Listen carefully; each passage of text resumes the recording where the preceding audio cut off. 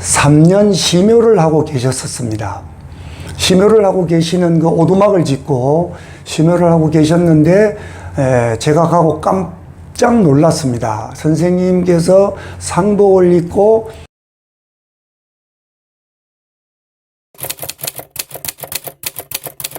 안녕하세요. 정길련입니다. 저는 한학을 공부하고 있습니다. 처음 한문을 공부하게 된 계기와 제가 지금 현재 처해 있는 한학을 공부한 이후로 처해 있는 저의 어떤 입장 같은 것을 한번 말씀드릴까 합니다.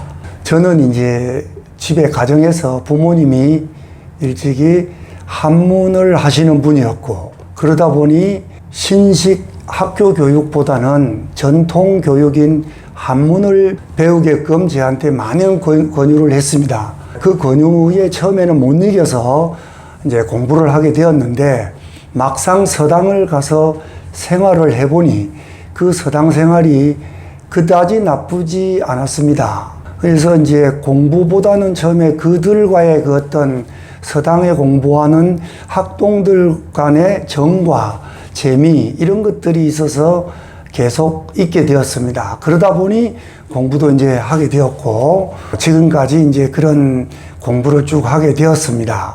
그래서 처음 제가 서당에 가서 많은 감명을 받았던 그 선생님은 충청도에 계시는 부여 곡부강당이라는 서당을 열고 계시던 서암 김희진 선생님이었습니다.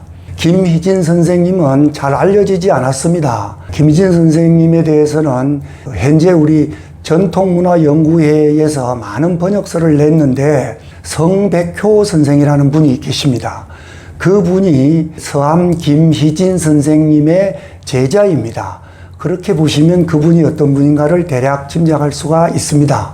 제가 처음 이제 선생님을 찾아갔었는데, 선생님께서는 그때 마침 모친상을 당해서 3년 심효를 하고 계셨었습니다. 심효를 하고 계시는 그 오두막을 짓고 심효를 하고 계셨는데, 제가 가고 깜짝 놀랐습니다. 선생님께서 상복을 입고 그 상복 옷이 다 헤어져 있었습니다. 자리 앉는 자리는 집자리를 깔아가지고 무릎을 꿇고 계셨는데, 무릎 꿇는 그 부분이 다 헤어져 있었어요. 그러면서 제가 여기 온 목적을 말씀드리고 선생님께 글을 배우겠습니다 라고 하니까 흔쾌히 허락을 하셨습니다. 그래서 짐을 챙겨서 곡부강당이라는 곳으로 제가 들어갔습니다. 그 선생님과 같이 이제 선생님은 우리와 같이 식사와 숙식을 함께 했습니다. 똑같이 밥을 차려서 반찬과 이것이 선생님과 제자가 다르지 않고 같이 먹었습니다. 그 당시는 가난하여 뭐 고기나 이런 걸 먹기가 힘들었습니다. 주로 뭐 된장국, 시라기국, 그리고 뭐 그냥 밥에다가 이렇게 먹는 음식이었지만, 선생님은 참 달게 잘 자셨습니다. 그리고 그 생활은 아침에 5시가 되면 기상을 했었습니다. 5시가 되면 기상을 해서 우리가 전부 옷 갈아입고 선생님께 문안을 드리면, 문안을 드리고 나서는 다 같이 읽는 글이 있었는데 그 글을 읽었습니다. 1시간 정도 읽고 난 후에 이제 아침 식사를 했습니다. 아침 식사를 하고 나면은 대체적으로 이제 개인별로 공부를 하는데 뭐 글을 차린다 이런 말을 했어요. 선생님께서 아무개 글 차려 이렇게 합니다. 글 배워란 말이죠. 그러면 논어 배우던 사람, 또 맹자 배우던 사람, 시경 배우는 사람, 각자 배우는 책을 들고 가서 선생님 앞에서 읽었습니다.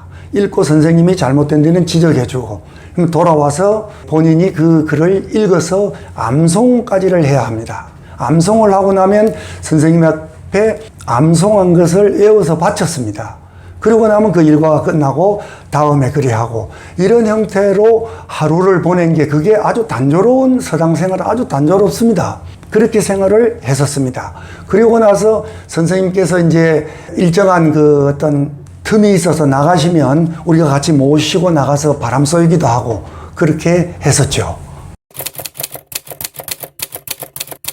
예, 공부는 그 우리 선생님께서는 특히 그 한학 중에서도 율곡 계열의 계통, 그러니까 율곡 선생을 가장 존중하셨습니다. 물론 공자, 맹자 이 성인들은 존경하시고 훌륭하게 여기셨지만 우리 조선에 와서 율곡 선생을 굉장히 존중하셔서 율곡 선생님의 글을 필수적으로 읽게 하셨습니다.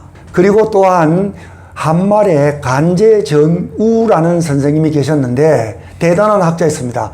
전라도 전주 분이셨는데 그분의 학문을 또 존중하셔서 그분의 글을 함께 읽는 것을 권장하셨습니다.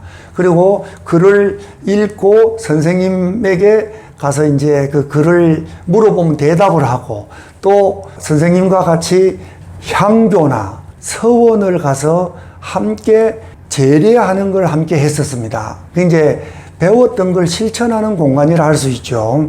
보통 이제 봄날에 주로 이제 그 각종 서원에 제사가 있으면 그 제사에 가서 우리 보고 어떤 일을 맡기면서 하게 하고 해서 서당 안에서는 책을 통해서 배우고 물론 책뿐 아니라 선생님의 일거수일투족이 다 우리의 그 배움의 대상이었습니다. 검소하시고 흐트러짐 없는 자세, 눕지 않으시고 이런 것들이 평범한 것 같지만 매우 일반 사람들은 실천하기 어려운 것들입니다.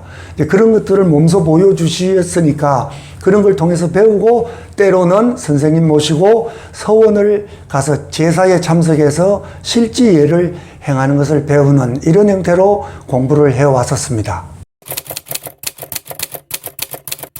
이제 제가 그 서당에서 어느 정도 공부를 한 후에 우연한 계기에 부산으로 오게 됐습니다.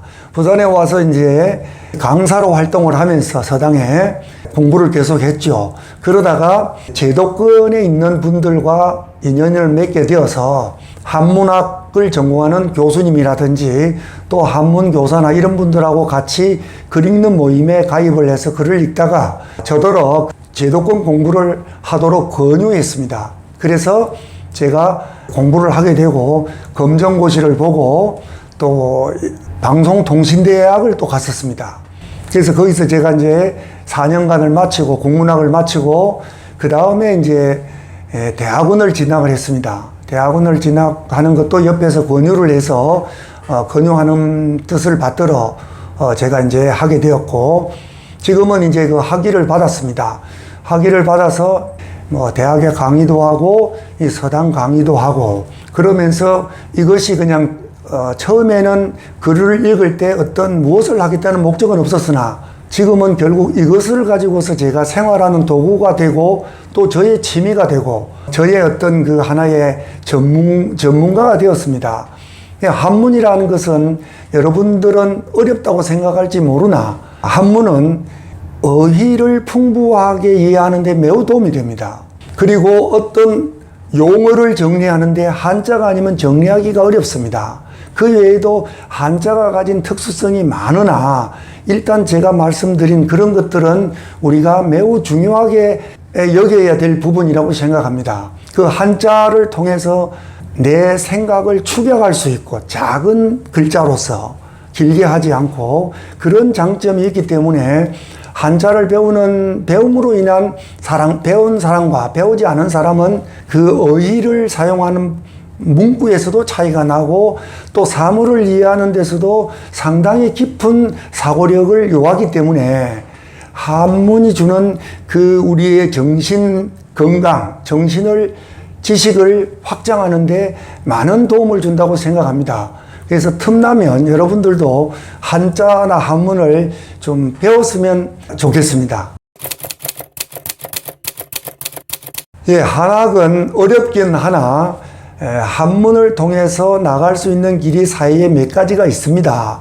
물론 한문을 통해서 학위 과정을 마쳐서 한문을 가르치는 지도자, 교수 또는 한문 교사도 할 수 있습니다. 그 외에도 한문을 통해서 자신이 사회 활동을 할 수도 있습니다. 왜냐하면 아직도 우리는 한문이라는 이런 그 정서가 남아 있기 때문에 한문은 배워야 되지 않을까라는 일반 대중의 생각은 거의 비슷합니다. 단지 이제 쉽게 접근하지 못한다는 그런 점이 있어서 문제이지 한문을 배우자 하는 게 있기 때문에 한문을 배우면 지도자 과정을 통해서 지도하는 대로 갈 수도 있고, 또 하나는 번역사를 기릅니다. 요즘에. 그래서 한문 고전 번역원 같은 데가 있습니다. 거기에 들어가서 일정한 수련을 통하고 나면 이제 전문 번역사로서 활동을 하면 뭐 밥은 굶지 않을 것이다 라고 생각합니다. 그보다 한문에서는 더 중요한 것은 어떤 것이 의리인지를 구분할 수 있는 능력을 체득하기 때문에 인생의 삶에 있어서 단지 이익만 추구하는 게 아니라 옳은 것을 채택하려는 생각이 열립니다. 그래서 한문을 배움으로 인해서 얻는 것들은 먹고 사는 것 외에도 나를 바르게 쓸 수 있는 어떤 표준이 되는 것들을 깨닫게 해주기 때문에 반드시 필요합니다. 감사합니다.